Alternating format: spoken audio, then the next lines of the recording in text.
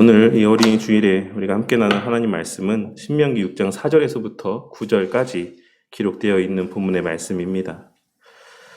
오늘 우리가 함께 나눌 이 말씀은 이스라엘 백성들, 즉 유대인들에게 있어서는 생명과도 같이 여겨지는 말씀 가운데 하나로 오늘날 여러 교회들이 이 모양 저 모양으로 즐겨 사용하는 히브리어 단어 가운데 하나인 쉐마라고 불려지는 그러한 구절의 말씀입니다. 본문이 쉐마라고 불려지는 이유는 4절의 말씀이 원어 성경에서 들으라 라는 의미의 쉐마라는 표현으로 시작되고 있기 때문에 그렇습니다. 유대 전승에 따르면 본래 이 쉐마 구절은 4절 한 절의 말씀만을 일컫는 말씀이었지만 후대에 이르면서 5절에서부터 9절까지로 확장되어졌다라고 전해지고 있습니다. 그리고 오늘날에는 이 쉐마 구절이 이 본문 말씀 외에도 11장 13절에서 21절까지에 기록된 말씀과 민수기 15장 37절에서 41절에 기록된 말씀까지 확장되어져서 오늘날 유대인들은 위에 언급된 모든 성경 구절들을 다 쉐마 구절로 여기며 살아가고 있습니다. 그리고 나중에 추가된 제2 쉐마, 제3 쉐마의 구절의 내용에는 이 규례에 순종하였을 때의 축복과 불순종했을 때의 저주에 대한 내용, 그리고 구체적으로 이 말씀의 요구에 어떻게 순종해야 되는지에 대한 방법에 대해서 언급이 되어 있습니다. 하지만 오늘 이 시간에는 최초의 쉐마 구절이라고 할 수 있는 오늘 우리가 함께 봉독한 이 본문 말씀만을 중심으로 그 의미를 함께 생각해보는 시간을 갖고자 합니다. 오늘 우리가 함께 살펴볼 이 본문 말씀에서의 쉐마 구절은 크게 두 부분으로 이루어져 있는데 첫 번째는 항상 계명을 마음에 새기고 실천함으로 여호와 하나님에 대한 사랑을 나타내야지만 된다는 것이고 두 번째는 그 계명의 말씀을 자녀들에게 가르쳐야지만 된다는 것입니다. 오늘 이 어린이 주일에 이스라엘 백성들이 그들의 삶과 자녀들의 삶을 위하여 가장 귀하고 가치 있게 여겼던 이 본문 말씀의 내용을 통하여서 우리가 우리의 사랑하는 자녀들에게 남겨주어야 할 신앙의 유산은 무엇이고 믿음의 부모로서 자녀들의 삶을 위해 행하여야지만 할 가장 큰 의무는 무엇인지를 진지하게 생각해보고 또한 깨달으며 마음 가운데 새기는 귀한 시간이 되기를 바라겠습니다. 먼저 쉐마 구절의 처음 내용은 하나님에 대한 신앙의 고백의 내용인 우리 하나님 여호와는 오직 유일한 여호와이시니 라는 말씀으로 시작을 하고 있습니다. 이 말씀은 뒤에 이어지는 모든 신앙의 행위를 요구하기에 앞서서 그 행위를 요구하시는 하나님이 어떤 분이신지, 어떤 존재이신지를 먼저 밝히 드러내 보여주기 위한 의도에서의 언급이라고 할 수 있습니다. 그리고 우리는 이러한 패턴을 하나님께서 말씀하시는 모든 규례의 말씀 가운데 발견할 수가 있을 것이다라고 생각을 합니다. 하나님께서는 십계명의 말씀을 우리에게 선포하시면서도 나는 너를 애굽 땅 종되었던 집에서 인도하여 낸 내 하나님 여호와니라 라고 십계명의 말씀을 증거하고 있으신 하나님께서 어떤 분이신지를 분명하게 선언하시고 그 이후에 계명의 말씀들을 언급하셨다라고 하는 사실을 우리는 기록된 말씀의 내용들을 통해 분명히 확인할 수 있는 것입니다. 그리고 하나님께서 오늘 이 서두의 말씀을 통해 증거하고 있으신 말씀 가운데는 두 가지의 의미가 담겨져 있는데 첫째로는 하나님께서 오직 한 분이신 참 신이라는 사실입니다. 이는 다신론을 부정하는 표현이며 혼합주의를 배격하는 의미의 말씀이라 할 수 있습니다. 하나님께서는 이러한 말씀을 앞선 신명기 5장에 기록된 십계명의 말씀 가운데 첫 번째 계명에서 말씀하시고 이 쉐마 구절의 말씀을 증거하시면서도 또다시 언급하고 있으신 것입니다. 이는 이 말씀의 내용을 바르게 깨닫는 것이 그만큼 우리의 신앙의 삶에 있어 중요하다는 것을 의미하는 것이고 또 하나 이 말씀의 내용들이 인간의 죄된 본성과 연약함으로 인해 지독하게도 그 삶 가운데 온전히 지켜지지 않는다라는 것을 의미하는 것이다라고도 할 수 있을 것입니다. 인간은 끊임없이 자신이 바라고 사모하는 욕구에 걸맞는 신들을 만들어내고 그러한 욕구를 채우고 만족시키기 위한 여러 세상적이고 비성경적인 모습들을 나타내 보입니다. 그렇기에 그러한 인간의 연약을 누구보다 잘 아시는 하나님께서는 오늘 말씀에서도 다시 한번 이 세상에 존재하는 참 신은 하나님 한 분뿐이시라는 사실을 말씀하여 주고 있으신 것이고, 우리가 믿고 신뢰할 수 있는 대상도 오직 하나님 한 분뿐이시라는 사실을 분명하게 증거하고 있으신 것입니다. 그리고 이는 상대주의적인 사고를 근간으로 하고 있는 오늘날 포스트 모더니즘 사회 가운데 우리가 믿는 이 기독교가 세상의 미움을 받는 원인 가운데 하나라고 할 수 있을 것입니다. 물론 그보다 훨씬 더 크고 많고 빈번한 부분에서 우리 그리스도인들은 우리 스스로의 부족과 연약 때문에 세상의 비난을 자초하며 살아가고 있긴 하지만, 근본적으로 우리가 믿는 이 신앙 자체 또한 유일무이한 절대 존재이신 하나님만을 믿고 그 하나님의 말씀만을 유일한 진리로 여기기 때문에 우리는 사실 하나님의 말씀대로 믿고 그 말씀에 온전히 순종하며 살아간다라고 할지라도 세상 사람들로부터는 궁극적으로 불편함을 주는 존재들로 여겨지기 마련이라는 것입니다. 그리고 우리는 하나님께서 하신 오늘 이 본문에 기록된 말씀에서 하나님께서 혼합주의의 신앙을 얼마나 싫어하시는지를 또한 발견할 수 있어야지만 될 것입니다. 제가 이미 여러 차례 구약에 기록된 성경 말씀을 설교할 때 언급했던 것처럼 성경에서의 정함과 부정함의 기준이라고 하는 것은 순결함과 순전함, 순수함과 밀접한 관계를 맺고 있습니다. 곧 아무것도 섞이지 않은 순수하고 순결한 마음이 바로 성경에서 말하는 정함의 절대적인 기준 가운데 하나인 것입니다. 하지만 이스라엘 백성들의 삶의 모습은 늘 그렇지 못하였습니다. 그들은 분명 여호와 하나님을 알고 있었고 그 어떤 상황 속에서도 그 하나님께 예배를 드리는 삶의 모습을 완전히 잃어버리지는 않았지만, 문제는 그들이 하나님을 섬기지 않았다라는 것에 있는 것이 아닌 하나님만 섬기는 삶을 살지 못했다라는 것에 있었다라는 사실을 우리는 결코 잊어서는 안 되는 것입니다. 예전에도 말씀드렸던 것처럼 이스라엘 백성들에게 있어 하나님은 전쟁의 신으로만 여겨질 때가 많이 있었습니다.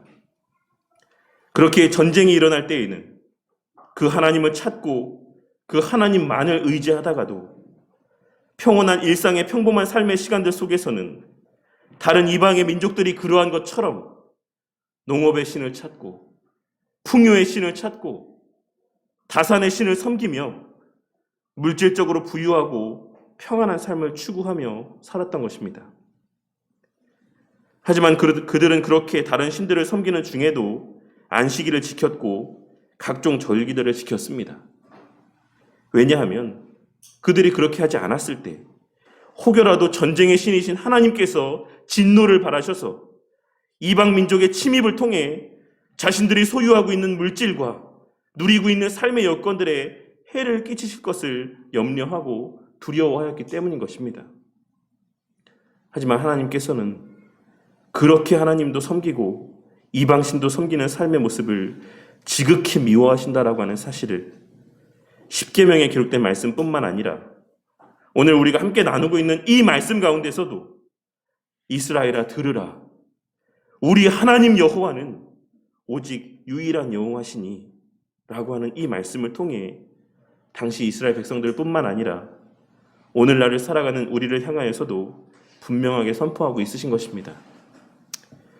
그리고 또한 둘째로는 그 하나님은 우리의 하나님이시라는 의미가 또한 담겨져 있습니다. 이는 우리의 하나님이 나의 구원과 관계된 하나님이자 나와 인격적인 관계를 맺어주시는 하나님이시라는 의미가 담겨있는 표현이기도 하고, 또 하나 나를 비롯하여 하나님께 부름받은 하나님의 모든 백성들의 하나님이시라는 의미를 담고 있는 표현이기도 합니다. 이는 하나님의 은혜 가운데 우리가 받은 구원의 은혜의 개인적인 측면과 공동체적인 측면을 동시에 나타내 보여주는 표현이라고 할 수 있는 것입니다.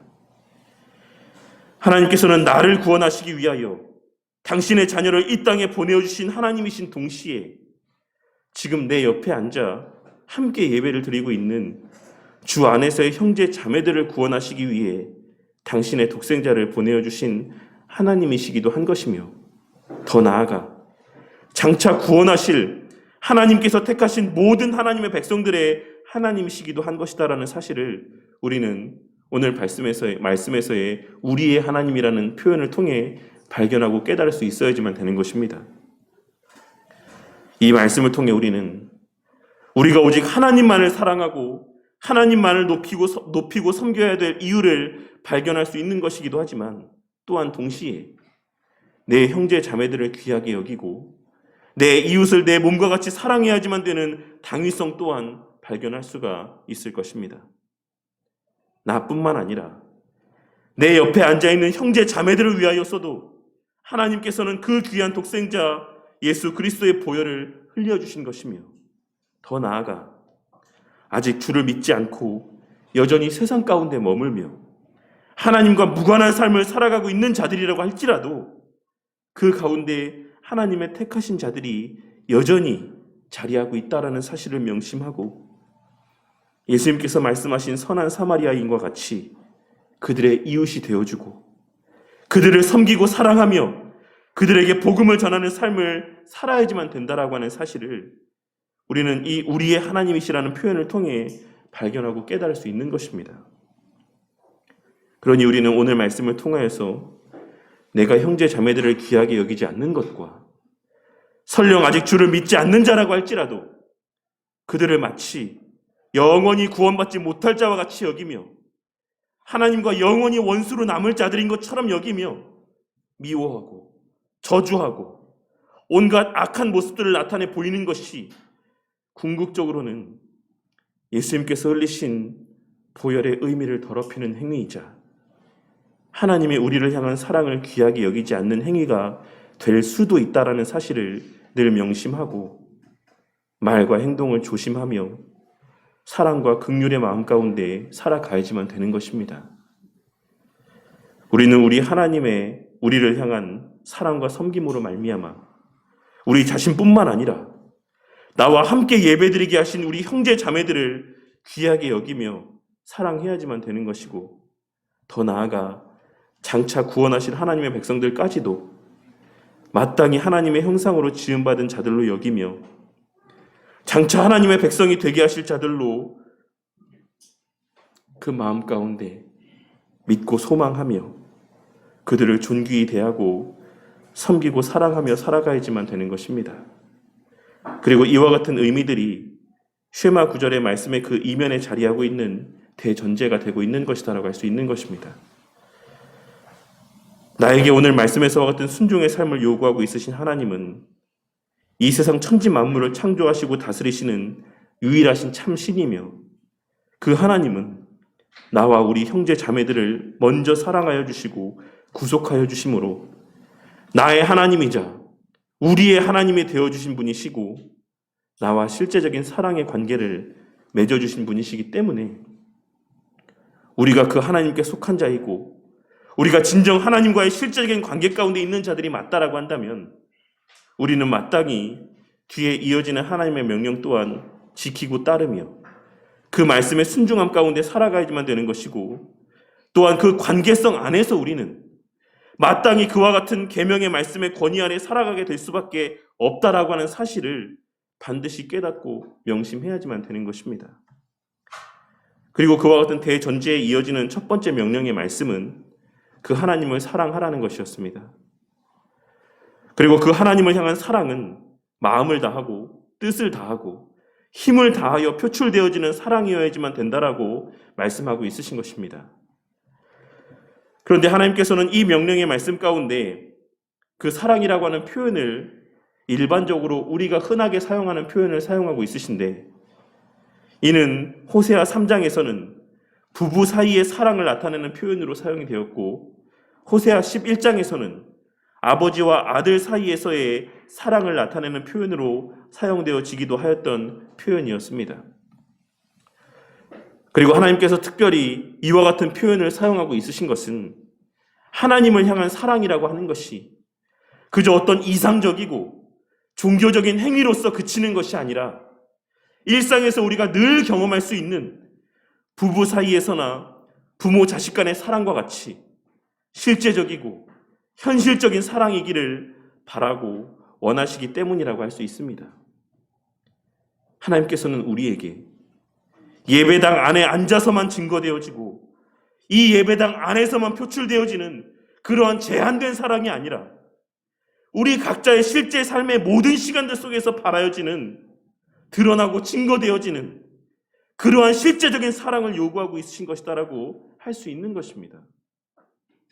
그리고 이러한 제한된 장소나 시간이 아닌 일상의 삶 속에서의 사랑과 관계적인 그 모습에 대한 요구는 우리가 함께 나누고 있는 이 명령의 말씀 전체를 관통하고 있는 하나의 중요한 주제라고 할 수 있는 것입니다. 그리고 이어서 하나님께서는 그 사랑의 구체적인 기준을 제시해주고 있으신데 그 첫째가 바로 마음을 다하여 사랑하라는 것입니다. 본문의 다하고라고 번역된 표현에서 사용된 표현은 영어로 번역하자면 with에 해당되는 표현입니다. 그러므로 하나님께서는 우리에게 사랑의 요구를 말씀하시기에 앞서서 제시하고 있으신 그 첫 번째 기준은 너의 최선의 마음을 가지고 여호와 하나님을 사랑하라는 것이다라고 할 수 있는 것입니다. 본문에서의 마음으로 번역된 표현은 히브리인들에게 있어 모든 생각과 의지와 감정을 발현하는 그 마음의 중심을 의미하는 표현이라 할 수 있습니다. 그러므로 이는 지식과 감정과 의지를 총동원하여 하나님을 사랑하라는 의미이자 전 인격적인 섬김과 사랑의 모습을 나타내 보이라고 말씀하고 있으신 것이라 할 수 있는 것입니다. 그리고 또한 뜻을 다하여 사랑하라고 말씀하고 있으신데 본문에서의 뜻이라고 번역된 표현은 개역 한글 성경에서는 성품이라고 번역되어 있는 표현입니다. 하지만 성품이라는 표현도 뜻이라고 하는 표현도 이 원어의 뜻을 완벽하게 살린 표현은 아니라고 할 수 있습니다. 본문에서의 뜻이라고 번역된 표현의 히브리어 단어는 네페시라고 하는 단어인데 이는 영과 진리로 예배하라는 표현에서 사용된 표현으로서 본문에서는 영혼으로 번역하는 것이 가장 합당한 번역이라고 생각을 합니다. 하나님께서는 이러한 표현을 통해 우리의 하나님을 향한 사랑의 수준이 우리의 온 영혼을 다하여 사랑하는 수준이 되어야지만 된다라는 사실을 말씀하고 있으신 것입니다. 그리고 마지막 셋째로는 힘을 다하여 사랑을 하라고 말씀하고 있으신데 이 또한 힘으로도 번역할 수 있는 표현이긴 하지만 좀 더 원어적인 의미를 살리자면 그 사람이 내놓을 수 있는 최상의 것, 최대한의 것, 최고의 능력을 다하여 섬기라는 것이자 우리가 몸으로, 행위로 나타내 보일 수 있는 최고의 모습, 최선의 노력을 기울여서 그 사랑을 증거하고 표출할 것을 말씀하고 있으신 것이다라고 할 수가 있는 것입니다.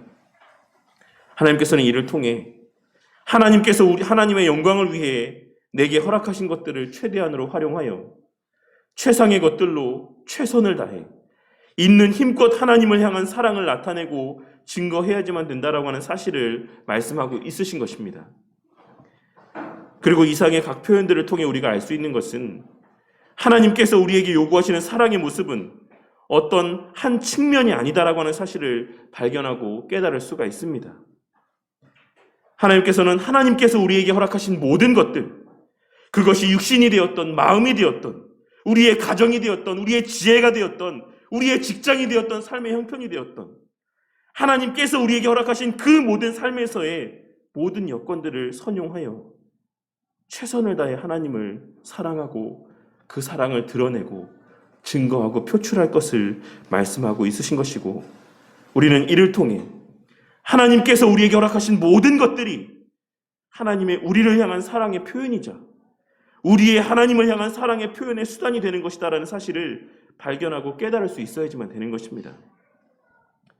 그리고 우리는 우리에게 주어진 모든 수단들을 통해 우리가 나타내 보일 수 있는 최고의 사랑, 최대한의 사랑을 나타내 보이시기를 바라시는 것이 바로 하나님께서 우리에게 요구하시는 사랑의 수준인 것을 다시 한번 깨닫고 명심할 수 있어야지만 되는 것입니다.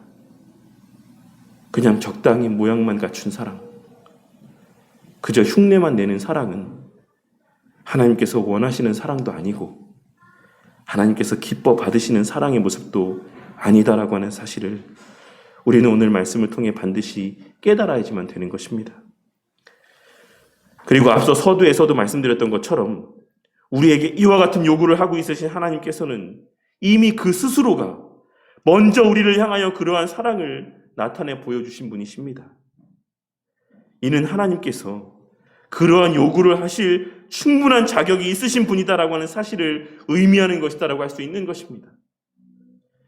하나님께서는 사실 창조주 하나님이라고 하는 이유 하나만으로도 우리에게 모든 것을 요구하실 수 있는 자격이 충분히 있으신 하나님이심에도 불구하고 죄 가운데 거하는 인간들과 관계를 맺어주시고 그들의 하나님이 되어주시고 필요한 모든 은혜를 부어주시기까지 하면서 이러한 요구를 하기에 합당한 존재라고 하는 사실을, 내가 너희에게 이러한 요구를 할 만한 존재다, 그만큼 합당한 존재다라고 하는 사실을 우리에게 납득시켜 주셨다라는 사실을 우리는 오늘 말씀에 그 행간에 담긴 의미들을 통해 발견할 수 있어야지만 되는 것입니다. 그러니 우리가 그렇게 살지 못하고 있다라는 사실, 우리가 하나님을 온전히 사랑하며 살지 못하고 있다라는 사실은, 이를 달리 말하자면 우리는 아직도 여전히 하나님께서 내게 해주신 것이 무엇인지를 제대로 깨닫지 못하고 살아가고 있다는 반증이 된다는 사실을 우리는 깨달을 수 있어야지만 될 것입니다. 우리가 마치 자식을 낳아보지 않고 키워보지 않으면 때로 그 부모를 향해 엄마 아빠가 나를 위해 해준 게 뭐가 있냐,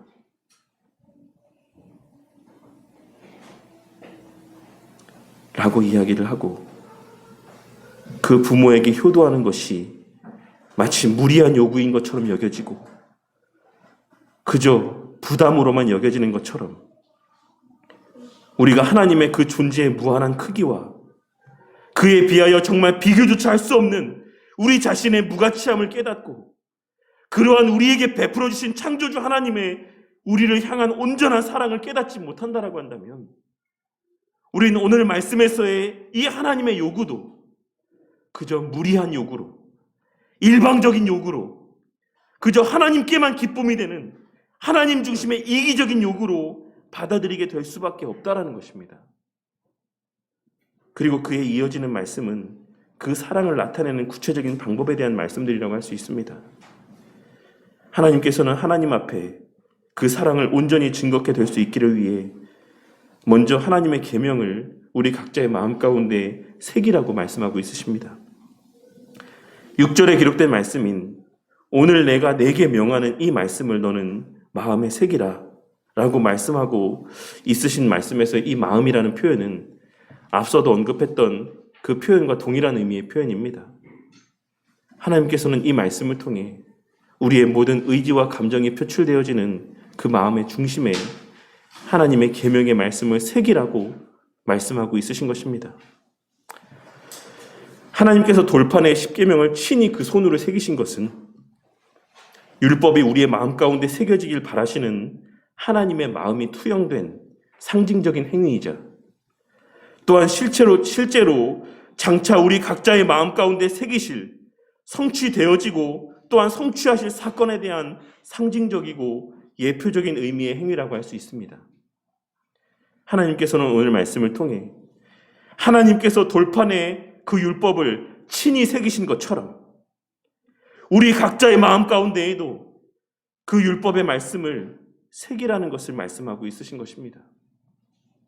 그리고 하나님께서는 예레미야 31장 33절에 기록된 말씀인 나 여호와가 말하노라 그러나 그날 후에 내가 이스라엘 집에 세울 언약은 이러하니 곧 내가 나의 법을 그들의 속에 두며 그 마음에 기록하여 나는 그들의 하나님이 되고 그들은 내 백성이 될 것이라 라는 말씀을 통해 하나님께서 친히 그 일을 행하실 것이다라고 말씀하셨으며 또한 훗날 성령 하나님의 내주하심의 은혜를 통해 그 말씀을 실제로 친히 성취하여 주셨습니다.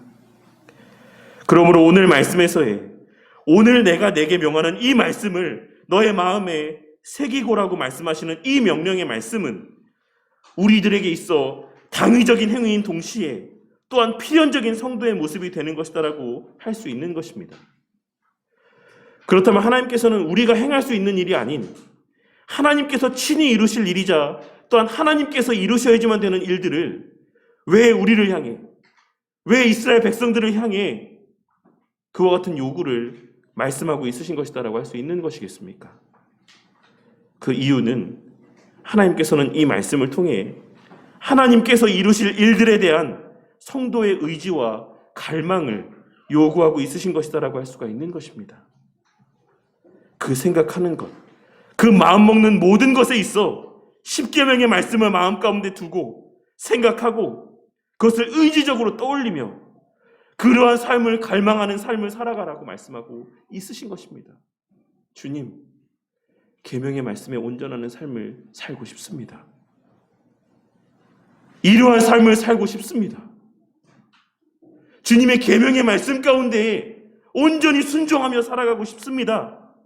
라고 하는 열망들을 표출할 것을, 증거할 것을 말씀하고 있으신 것이다라고 할 수 있는 것입니다. 또한 하나님께서는 그 말씀을 자녀들에게 가르치라고 말씀하고 있으십니다. 본문에서의 가르치다라고 하는 표현은 일반적으로 통용되는 지식을 가르치다라고 하는 의미의 표현과는 조금 다른 의미의 표현입니다. 이는 말씀이 의미하는 바를 예리하게 파악하여 가르치다, 반복하여 찔러 넣다, 마음에 새기게 하다라는 의미의 표현으로서 그저 단순한 지식의 전달만을 의미하는 것이 아닌 가르치는 자가 먼저 그 가르치는 내용에 대한 완벽한 지식이 선행되어야지만 한다라는 의미가 담겨져 있는 표현이고 그것을 반복하여 가르치고 또 가르쳐야지만 된다라는 의미가 담겨져 있는 표현인 것임을 우리는 명심해야지만 되는 것입니다. 그리고 이는 지적인 측면에서 뿐만 아니라 1절에서 3절에 언급되어 있는 바와 같이 행함이 수반되는 가르침이어야지만 된다라는 사실 또한 우리는 반드시 깨닫고 명심해야지만 되는 것입니다. 하나님께서는 오늘 말씀을 통해 말씀을 가르치는 부모가 먼저 하나님 말씀에 담긴 그 의미를 온전히 깨닫고 이해함 가운데 그 입술로 자녀들을 가르칠 뿐만 아니라 그 말씀이 실제적으로 적용되어지는 모습을 그 부모의 삶을 통해 자녀들에게 친히 나타내 보임으로써 그 자녀가 완전히 그 생각과 삶의 모습을 마음 가운데 새길 수 있게 되어 해야지만 된다라는 사실을 말씀하고 있으신 것입니다. 그리고 강론할 것이며 라고 하는 말씀 사이에 기록된 집에 앉았을 때이든지 길을 갈 때이든지 누워있을 때이든지 일어날 때이든지라고 하는 이 말씀의 표현들은 때와 장소를 가리지 말고 교육하라라고 하는 의미가 담겨져 있는 표현입니다. 그런데 본문에서 강론하다라고 번역되어 있는 이 표현은 사전적인 의미로는 가르치고 토론하다라고 하는 의미의 표현으로서 기록되어 있는 것이긴 하지만 원문의 말씀에는 그냥 일반적인 말하다라는 의미의 표현으로 기록이 되어 있습니다. 이는 앞서 언급한 바와 같은 자녀들을 향한 신앙의 교육이라고 하는 것은 비단 어느 특정한 교육의 자리에서만, 어느 특정한 시간에서만, 어떤 특정한 형식을 통하여서만 이루어져야지만 하는 것이 아닌 일상의 삶에서 자연스럽게 이루어져야지만 한다라는 것을 의미하는 것이다라고 할 수 있습니다. 물론 가정에서 함께 말씀을 나누는 특별한 시간도 너무나도 귀하고 필요한 것이긴 하지만 교회에서 말씀과 교리를 가르치는 특정한 시간이 있는 것도 분명 필요한 것이긴 하지만 우리 자녀들에게 말씀을 가르치고 전하는 것은 특별하고 한정된 장소에서만이 아닌 우리의 주어진 모든 삶의 시간들과 여건 안에서 일상적인 모습을 통해 증거되어지고 또한 가르쳐져야지만 된다라고 하는 의미가 오늘 말씀에서의 이러한 표현 가운데 담겨 있는 것이라고 할 수 있는 것입니다. 그런 의미에서 한글 번역 성경에 강론하다라고 번역한 이 번역은 조금 오해의 소지가 있는 번역이라고 할 수가 있을 것입니다. 우리는 집에 앉았을 때이든지 길을 갈 때이든지 누워있을 때이든지 일어날 때이든지 이 말씀을 이야기할 것이며 라고 하는 하나님의 이 의도적인 말씀의 표현을 통하여서 앞서 하나님께서 말씀하신 그 의미를 다시 한번 되새길 수가 있는 것입니다. 이는 우리의 일상의 삶에서 부모가 말하는 모든 것에 있어 하나님의 말씀에 입각하여 말하고 행동함으로 그 자녀들에게 하나님 중심의 사고, 성경 말씀 중심의 세계관을 심어주어야지만 한다는 것을 의미하는 것입니다. 그리고 그것은 어떤 면에서는 가정에서의 가정 예배를 드리는 시간이나 교회에서 신앙 교육이 이루어지는 시간들보다 오히려 우리의 일상의 삶과 범사의 삶의 시간들 속에서 나타내 보이는 말과 행동의 본을 통해 더욱 효과적으로 우리 자녀들에게 증거되어지는 것이다라고 할 수 있는 것입니다. 그리고 그렇게 하나님께서는 집에 앉았을 때이든지 길을 갈 때이든지 누워있을 때이든지 일어날 때이든지 이 말씀을 말과 행동을 통해 자녀들에게 이야기하고 증거할 것을 말씀하고 있으신 것이라 할 수 있는 것입니다. 그리고 그 행함의 범위를 우리가 속한 모든 삶의 시간들로 규정하고 있으시다라는 사실 또한 우리는 간과하지 말아야지만 될 것입니다. 너는 또 그것을 내 손목에 매어 기호를 삼으며 내 미간에 붙여 표로 삼고 또 내 집 문설주와 바깥문에 기록할지니라 라고 하는 이 말씀은 앞서 나눈 말씀의 내용과의 연장선상에 있는 말씀으로 이 말씀이 적용되는 우리 삶에서의 영역에 대한 구체적인 확증의 말씀이라 할 수 있습니다. 내 손목에 매어 기호를 삼으며 내 미간에 붙여 표로 삼고라는 말씀은 우리 개인의 모든 실제 삶의 영역에서 이 말씀의 실천을 요구하고 있으신 것이고, 내 집 문설주라고 하는 표현은 우리 가정에서의 중심 원리가 성경적 원리, 하나님 말씀이 되어야지만 된다는 것을 말씀하고 있으신 것이라 할 수 있습니다. 그리고 바깥문이라고 하는 표현은 한 마을이나 도시의 입구를 일컫는 표현으로서 우리가 속한 이 공동체 안에서의 삶의 원리라고 하는 것도 우리 그리스도인들에게 있어서는 하나님의 말씀, 곧 성경 말씀이 가장 우선시 되어야지만 한다라는 사실을 말씀하고 있는 것이라 할 수 있는 것입니다. 하지만 이스라엘 백성들은 이 표현을 문자적으로 해석을 하여서 출애굽기 13장 2절에서 10절에 기록된 유월절 규례에 대한 말씀과 출애굽기 13장 11절에서 17절까지 기록된 장자 성별 규례에 대한 말씀, 그리고 신명기 6장 4절에서 9절까지의 신앙 교육 명령에 대한 말씀과 그리고 11장 13절에서 22절까지 기록된 율법에 대한 복종 규례에 대한 말씀의 이 내용들을 양피지에 적어 자신의 손목에 메어서 다니고 또한 자신의 집 입구 문설주에 넣어놓고 생활하는 가운데 있습니다. 하지만 이는 우리가 앞서 살펴본 바와 같이 문자적인 의미로서의 말씀이 아닌 우리의 실제 삶에서의 말씀을 실천하고 행하는 삶을 말씀하고 있으신 것이다라고 하는 사실을 깨달아야지만 되는 것입니다. 우리는 우리 개인의 행동과 생각 가운데 뿐만 아니라 우리 가정 또한 하나님의 말씀으로 세워가야지만 되는 것이고, 우리가 속한 모든 공동체 또한도 그 말씀의 원리에 따라 운영해 나아갈 때에만 그 모든 장소에서의 삶의 시간들이 하나님의 선한 뜻을 성취하는 수단으로서의 가치를 발할 수 있는 것이고, 그러할 때에만 1절에서 3절까지의 말씀 가운데 기록된 바와 같이 우리의 날이 장구하게 될 것이며 우리의 삶이 크게 번성하게 될 것이다라고 하는 사실을 깨닫고 명심해야지만 되는 것입니다. 하지만 우리는 하나님께서 3절에서 약속하신 내가 복을 받고 내 조상들의 하나님 여호와께서 내게 허락하심 같이 젖과 꿀이 흐르는 땅에서 내가 크게 번성하리라고 하는 이 약속의 말씀이 실제적인 육신의 장수함과 물질적인 부요함이나 형통함을 의미하는 것이 아닌 영적인 부요함과 그 부요함의 지속성을 말씀하고 있는 것이다라고 하는 사실을 반드시 깨닫고 명심해야지만 될 것입니다.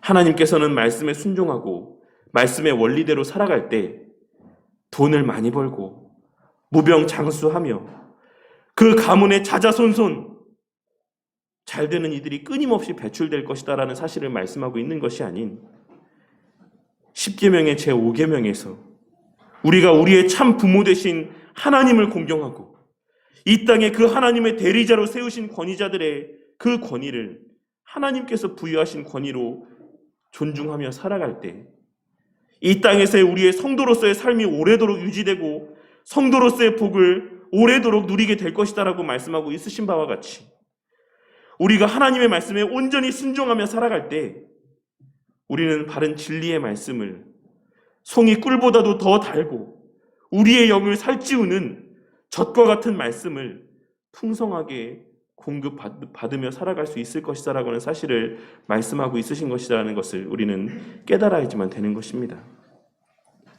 오늘의 이 말씀은 유대인들이 자신들의 자녀들을 향한 신앙교육의 명령으로 여기는 바와 같이 하나님께서 이 땅에 부모된 자들에게 명하신 실제적인 규례의 말씀입니다. 그리고 이는 하나님 백성의 공동체가 이 땅에 온전히 계속하여 유지되게 하시기 위한 하나님의 말씀이자 이 땅에서 우리가 계속하여 하나님을 바르게 섬기며 경외하고 그러한 바른 신앙의 삶이 자자손손 유지되고 계승되어 가게 하시기 위한 하나님의 말씀이라고 할 수 있습니다. 우리뿐만 아니라 우리의 자손들이, 내 아들, 내 딸들이, 내 손자, 내 손녀들이 대를 이어서 하나님께서 주시는 말씀의 은혜를 풍성히 받아 누리게 하시기 위한 하나님의 말씀인 것입니다. 그러니 이 말씀은 하나님의 말씀의 가치를 아는 자들에게 있어서는 그 어떤 말씀들보다 귀하고 가치 있는 은혜의 말씀으로 여겨지겠지만 그 말씀의 가치를 모르고 그저 세상적인 복을 좇아 살아가는 자들에게 있어서는 그러한 복을 보장해 주시는 약속하시는 말씀으로 오해되어지거나 혹은 무시되어지는 말씀이라고 할 수가 있을 것입니다. 하지만 우리 성도님들은 우리 부모된 자들에게 있어 이 말씀보다 우리 자녀들을 위해 더 가치 있고 귀한 말씀이 없다라는 사실을 깨닫고 명심하게 되는 은혜가 있으시기를 바라겠습니다. 우리 자녀들의 삶에 있어 그들이 하나님을 알고 그들이 하나님을 만나게 되는 것보다 더 귀하고 가치 있는 일은 없는 것입니다. 그리고 그러한 은혜를 베풀어 주시기 위해 하나님께서는 바로 부모된 우리 각자가 먼저 하나님에 대한 바른 지식을 가져야지만 된다라고 하는 사실을 말씀하고 있으신 것입니다. 우리 하나님이 어떤 분이신지 그 부모된 자들이 먼저 깨닫고 부모된 우리가 먼저 그 하나님과 내가 어떤 관계 가운데 있는지를 확실하게 깨닫고 살아가야지만 우리 자녀들 또한 그러한 부모 아래에서 하나님께서 어떤 분이시고 그 하나님과 우리 자녀들 사이의 관계가 어떤 관계 가운데 있는 것인지를 깨닫게 될 수 있다라는 사실을 말씀하고 있으신 것입니다. 그리고 이는 이 예배당의 자리나 가정 예배를 드리는 자리에서만 아니라 집에 앉았을 때이든지 길을 갈 때이든지 누워있을 때이든지 일어날 때이든지 우리 자녀들의 눈에 비춰지고 목도되어지는 그 부모의 모든 삶의 시간들 속에서 증거되어지는 것이자 또한 증거되어져야지만 하는 것이다라고 하는 사실을 우리는 오늘 말씀을 통해 깨닫고 명심해야지만 되는 것입니다. 그래서 저는 늘 우리 자녀들의 시선을 하나님께서 우리를 바라보시는 시선이라고 생각을 하고 자녀들의 신앙의 모습을 하나님 앞에서의 우리의 신앙의 모습을 나타내 보여주는 거울과 같은 모습이다라고 생각을 합니다. 왜냐하면 우리 자녀들은 제가 늘 말씀드리는 것처럼 절대로 배운 대로 행동하는 것이 아닌 그들이 그들 눈으로 본 바대로 행동하고 성장해 가기 마련인 것이기 때문입니다. 물론 오늘의 이 말씀을 드리는 저 자신이 사실 성도님들 앞에 가장 부끄러운 자고 연약한 자이긴 하지만 저나 우리 성도님들 모두 오늘 말씀을 통하여서 우리 각자의 신앙을 돌아보고 오늘부터라도 좀 더 나은 모습, 좀 더 바른 신앙의 모습을 그 입술과 말과 행함을 통해 우리 자녀들 앞에 증거하고 전하고 가르치며 살아가는 삶을 살게 되는 은혜가 있으시기를 바라겠습니다.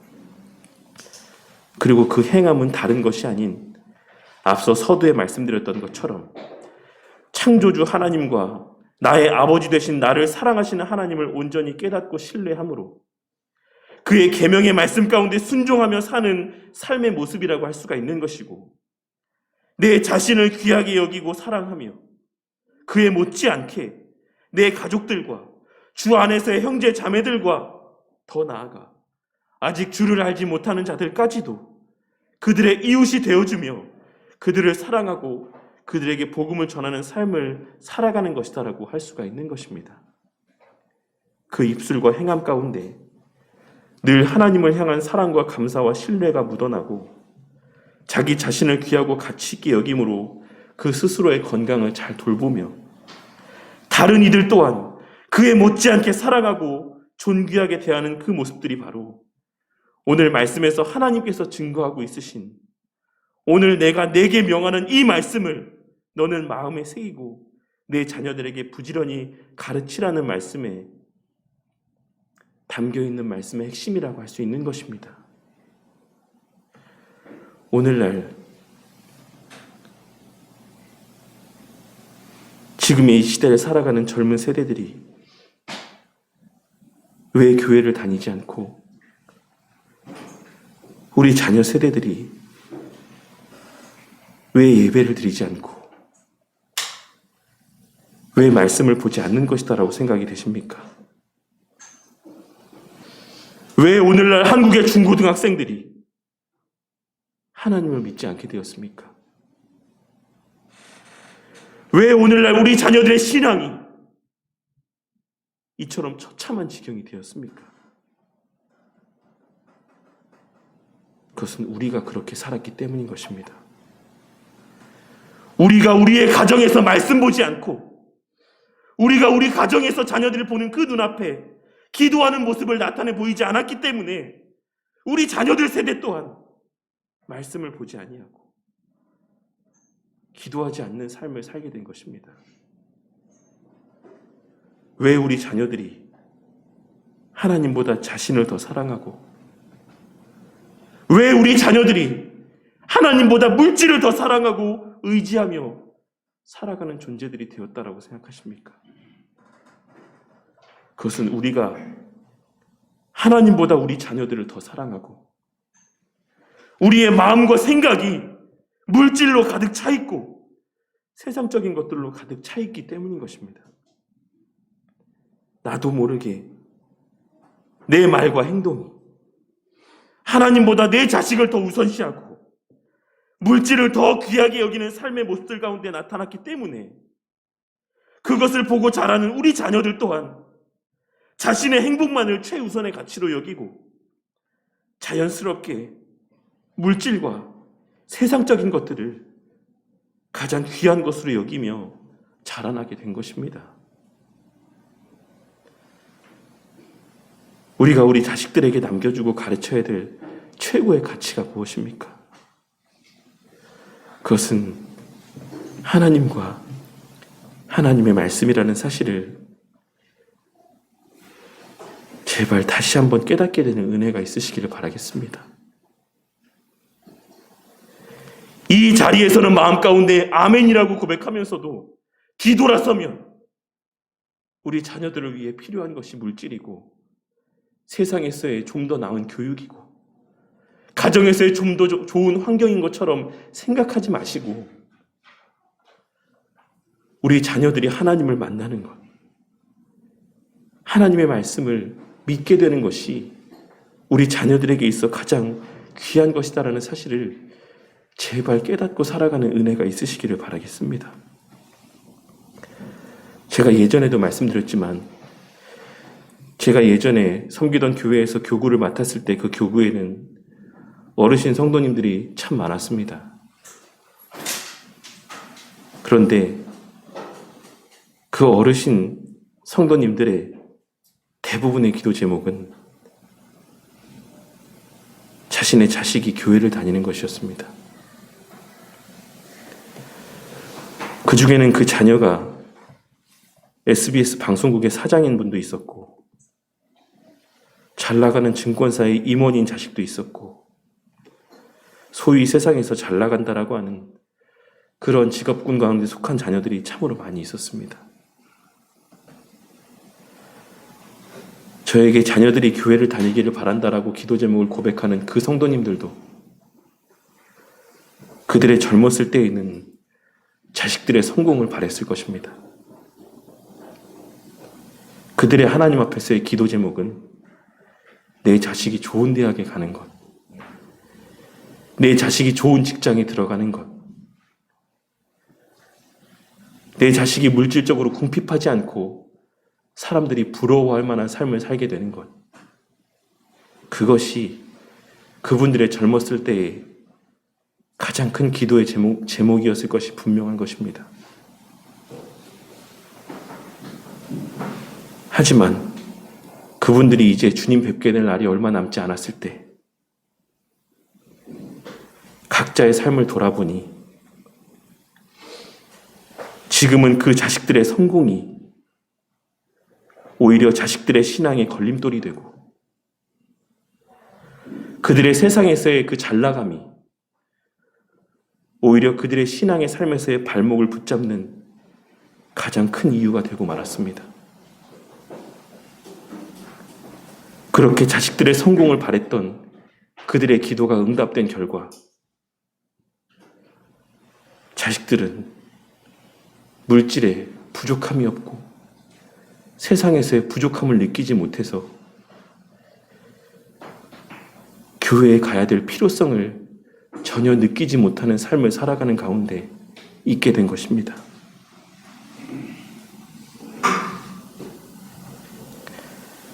우리 성도님들만큼은 그 삶의 마지막에 그 자녀들을 바라보며 이런 기초적인 바램들이 그 삶에서의 가장 큰 기도의 제목이 되지 않기를 바라겠습니다.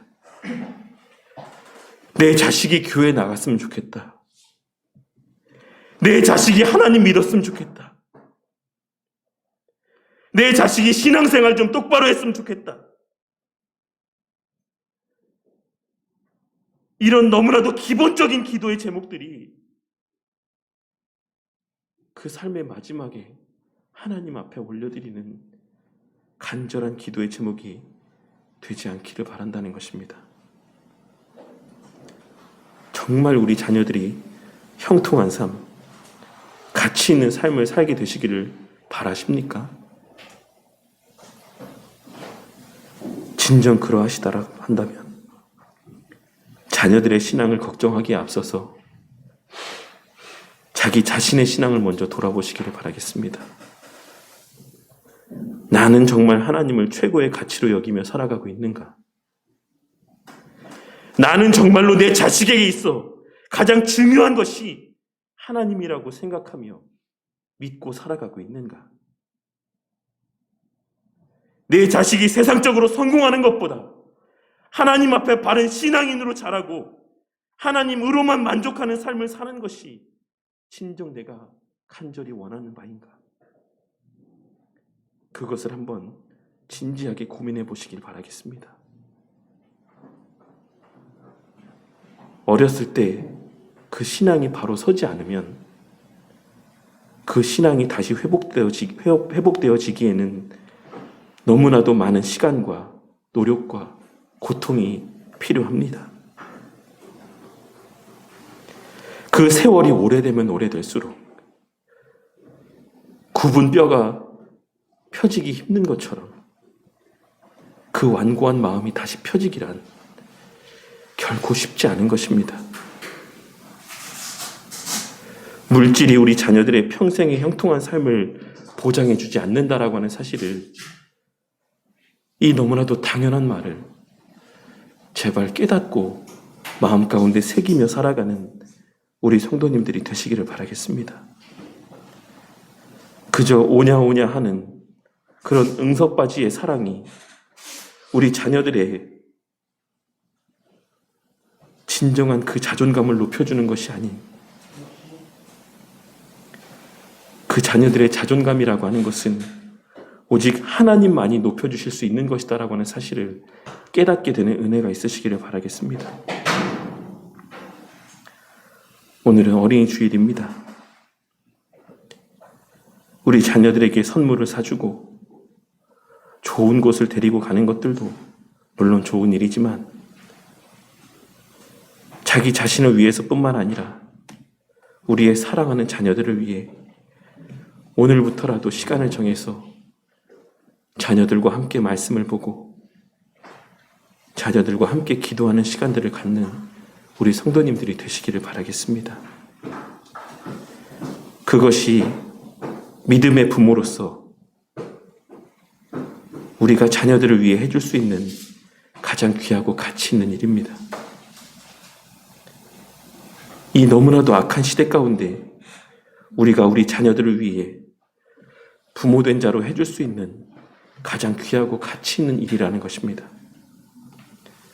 이 말씀을 마음 가운데 새기고 그 생각과 마음에 그 입술과 그 행함 가운데 하나님을 최선을 다해 사랑하고 경외하며 섬기는 모습들이 충만하여지므로 그 모습을 보고 자라가는 우리 자녀들에게도 그 신앙이 잘 전수되어 우리 자녀들 또한 이 땅에서의 그 신앙의 삶이 장구하게 되고 영적으로 자자손손 그 모든 후대의 우리의 자녀들이 주 안에서 평안을 누리며 형통한 삶을 살아가게 되는 복을 누리고 만끽하게 되는 은혜가 있으시기를 주님의 이름으로 간절히 축원합니다.